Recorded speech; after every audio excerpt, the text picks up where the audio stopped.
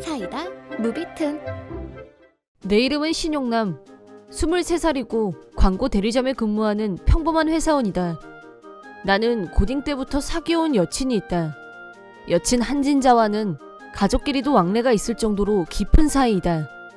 우리는 서로의 집으로 오가며 양쪽 어머니 집밥을 자주 먹었다. 특히 나는 한진자 아버지와 사이가 좋았다. 나는 초등학교 때부터 축구를 했는데 그때 한진자 아버지가 우리 축구팀 코치셨다. 한진자보다 더 먼저 안 사이이고 나를 가르치셨던 분이라 나를 친아들처럼 대해주셔서 항상 감사했다. 보고 싶은 축구 시합이 있으면 한진자 집에 가서 코치님과 같이 술을 마시면서 TV로 시합을 보는 날이 많았고 여친 가족과도 그런 소소한 추억이 가득했다. 하지만 어느 날 갑자기 그런 관계가 끝나버리고 말았다.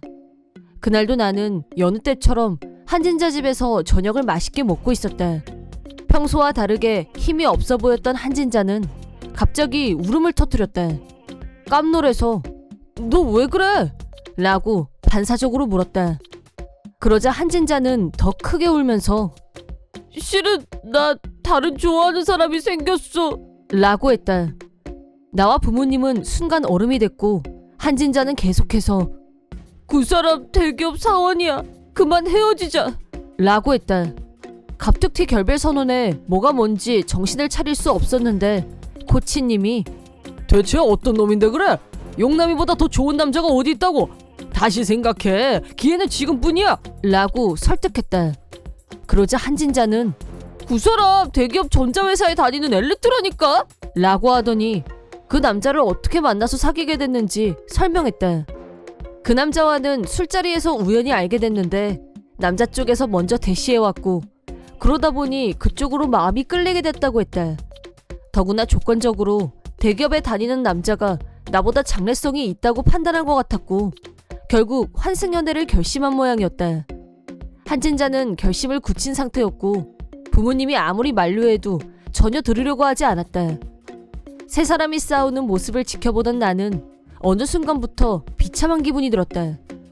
"그만 됐습니다" 라고 내가 상황을 정리, 결별을 인정했다. 한진자 부모님은 침통한 얼굴로 나한테 미안하다고 하셨다. 하지만 두 분은 나한테 미안한 일을 하신 적이 없었고 지금까지 감사했다는 인사를 드리고 밖으로 나왔다. 그리고 한동안 나는 충격을 이겨내지 못하고 힘든 시기를 보냈다.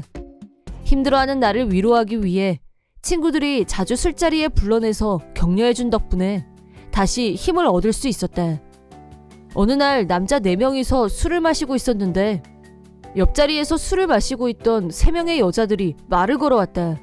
3명 중 1명하고 잘 통했고 그 자리에서 서로 연락처를 주고받았다. 조금씩 서로 간의 거리를 좁혀가면서 감정을 키워가다가 만나고 2달쯤 됐을 때 사귀는 사이가 됐다. 한진자한테 차이고 6개월 정도 지나서 나에게도 새로운 여친이 생긴 것이다. 그녀의 이름은 한다정. 나보다 2살 연상으로 25살이었다. 야무지고 똑똑한 이미지이지만 허당 기질도 있고 그 모든 게 내 눈에는 마냥 귀엽기만 했다. 다정이와 사귀고 난 후 내 머릿속에는 이미 한진자는 그림자도 없이 사라지고 새로운 삶의 활력이 솟아나고 있었다. 다정이와의 만남이 순조롭게 진행되고 있는 와중에 반년 만에 한진자한테서 라인이 왔는데 생뚱맞게 다시 시작하자는 내용이 적혀 있었다. 미련이라고는 1도 남지 않은 터라 바로 거절했지만 한진자는 계속 치근덕거렸고 그럴수록 더 무시했다. 퇴근 후 다정이와 밖에서 저녁을 먹고 같이 우리 집으로 왔는데 집 앞에 웬 여자가 서 있길래 가까이 가서 봤더니 한진자였다. 한진자는 다정이를 보자 "신용남, 네 앞에 있는 여자 누구야?" 라며 버럭 화를 냈다. 내가 "내 여친인데?" 라고 하자 "말도 안 돼.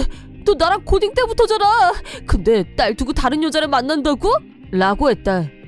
"네가 먼저 딴 남자 생겼다고 나 쳤잖아" 라고 하자 "나 그 남자랑 헤어졌어" 라고 했다. 사연을 들어보니 한진자가 환승연애로 선택한 남자는 대기업 전자회사 사원이 아니라 대기업 전자회사의 하청업체 공장에 다니는 사람이었다는 거였다. 최근에 그 사실을 알게 됐고 순전히 대기업에 다닌다는 점에 끌렸던 한진자로서는 더 이상 만날 이유가 없었고 헤어진 거였다. 한진자는 부탁이야, 우리 다시 만나자. 나한테는 신용남 너밖에 없다는 걸 깨달았어. 라면서 자기 입장만 계속 내세웠다. 하지만 나는 일말의 망설임도 없이 지금 나한테는 이 여자가 제일 중요해. 내 평생을 같이 하고 싶은 사람도 여기 한다정이야. 라고 하고 한진자와의 재결합 요구를 거부했다. 그러자 조용히 돌아갔는데 그게 끝이 아니라 더 집착적으로 나를 따라다니기 시작했다. 다음날 퇴근하고 회사 밖으로 나왔는데 한진자가 나를 기다리고 있었다. 깜놀해서 너 여기서 뭐해? 라고 묻자 울면서 너 그 여자랑 헤어져! 라고 소리 지르면서 내 어깨를 잡고 흔들었다. 싫다고 했잖아! 라고 뿌리치고 얼른 도망쳤는데 그 다음날도 또 그 다음날도 회사 앞에서 지키고 서서 나를 기다렸다.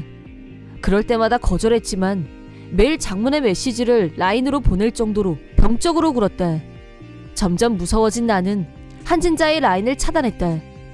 더욱 철저하게 무시하기로 결심했지만 자기가 차단당한 걸 알고 열이 받은 한진자는 말도 안 되는 짓을 저질렀다. 어느 날 평소와 다름없이 집에 도착해서 현관문을 열자 갑자기 등 뒤에서 누가 튀어나오더니 나를 밀치고 집 안으로 들어갔다. 범인을 붙잡고 얼굴을 봤더니 역시 한진자였다. 한진자는 커터칼을 꺼내서 칼날을 드러냈고 나랑 다시 사귄다고 말해!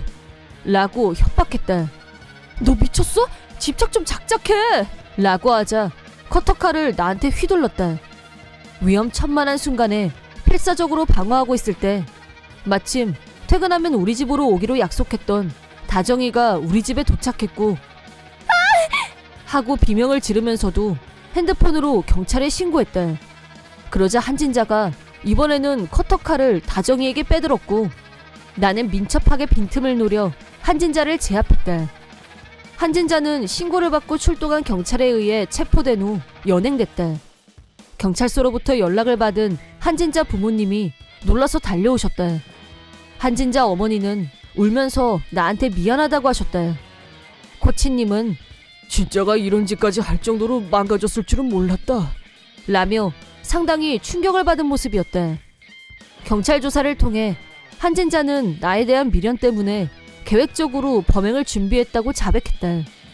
스토커 행위를 한 한진자에게 나는 위자료를 청구했다. 오랜 연인이었지만 이런 흉한 꼴을 보고 나니 정나머리가 떨어졌다. 경찰에 체포된 사실이 알려지면서 한진자는 회사에서 해고됐다. 화가 난 부모님한테도 쫓겨나서 이제 갈 곳도 없고 새 직장을 찾으면서 힘들게 살고 있다고 들었다. 회사 다니면서 모아뒀던 돈은 내 위자료로 다 날아갔고 현재 한진자는 무일푼이나 다름없었다. 스토커로 체포됐다는 소문은 순식간에 퍼져나갔고 고등학교 동창들 사이에서 손절당하는 존재가 되고 말았다. 주변에서 모든 사람들이 떠나자 그제야 자기가 한 행동을 후회하게 됐는지 한진자는 나한테 사과 내용의 편지를 보내왔다. 나한테 라인을 차단당한 상태이고 경찰에서 2번 다시 나한테 접근하지 말라고 경고를 받았기 때문에 손편지를 보내는 게 마지막 방법이었던 것 같다. 그 후 한진자는 기숙사가 딸린 전자부품 공장에 들어가게 됐고 가족도 친구도 없는 곳에서 혼자서 외롭게 지내고 있다고 한다. 한편 한진자 부모님은 경찰서에서 만난 후 다시 우리 집으로 직접 찾아오셔서 사과하셨다. 진자하고는 연을 끊을 생각이다 라면서 나한테 진심으로 미안하다고 하셨다. 코치님과는 워낙 사이가 좋았기 때문에 이런 결말을 맞이하게 된 게 더욱 안타까웠다. 하지만 마지막까지 내 입장에서 나를 이해해 주시고 사과까지 하는 모습을 보면서 많은 위안을 얻었다. 한진자 부모님하고는 원래부터 집이 가까워서 가끔 동네 마트에서 만나게 될 때도 있는데 그때마다 웃는 얼굴로 인사하려고 노력하고 있다. 두 분 모두 자기 딸 때문에 마음고생을 많이 하셨는지 전에 비해 많이 말라 보이는 게 마음에 걸렸지만 앞으로 기운을 내서 전처럼 건강하게 지내시길 진심으로 바라고 있다. 한편 나는 다정이와 1년 반 정도의 연애 기간을 거쳐 결혼했고 결혼 후에는 바로 아이가 생겼다. 예쁘고 건강한 딸아이가 태어났고 우리는 새 식구가 되어 행복하게 잘 살고 있다. 한진자의 일로 아내에게 마음고생을 시켰기 때문에 앞으로는 두 번 다시 그런 일로 힘들게 하지 않겠다는 마음으로 절대 트러블에 휩싸이지 않으려고 조심 또 조심하고 있다. 내가 힘들 때 내 옆을 든든히 지켜준 아내와 사랑스러운 딸아이를 위해 나는 지금보다 몇 배로 더 든든한 남편, 아빠가 되고 싶다.